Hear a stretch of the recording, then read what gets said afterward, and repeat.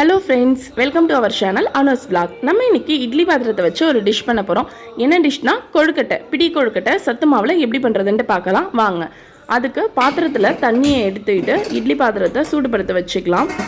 இட்லி பாத்திரத்தில் தண்ணி கொதிக்கிட்டோம், அதுக்குள்ளே நம்ம சத்து மாவை பிசைஞ்சு எடுத்துக்கலாம். சத்து மாவு ஒரு பாத்திரத்தில் மாற்றிக்கிட்டு தேங்காயை பொடியாக கட் பண்ணி வச்சுருக்கிறேன். இதோட பொட்டுக்கல்ல வேணுனாலும் சேர்த்துக்கலாம், ரொம்பவே டேஸ்ட்டாக இருக்கும்.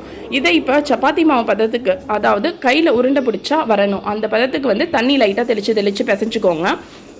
பிசைஞ்ச மாவை இப்படி பிடி கொழுக்கட்டை ஷேப்புக்கு பிடிச்சு வச்சுக்கலாம். இட்லி பாத்திரத்தில் தண்ணி கொதிச்சிருச்சு. ஸோ இட்லி பாத்திரத்துக்குள்ளே இட்லி தட்டில் வச்சு மூடி வச்சுக்கலாம்.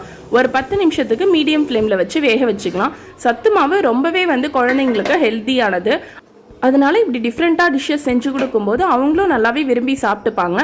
நீங்களும் உங்கள் வீட்டில் இதே போல் ட்ரை பண்ணி குழந்தைங்களுக்கு செஞ்சு கொடுத்து பாருங்கள். பெரியவங்களும் நல்லாவே சாப்பிடுவாங்க.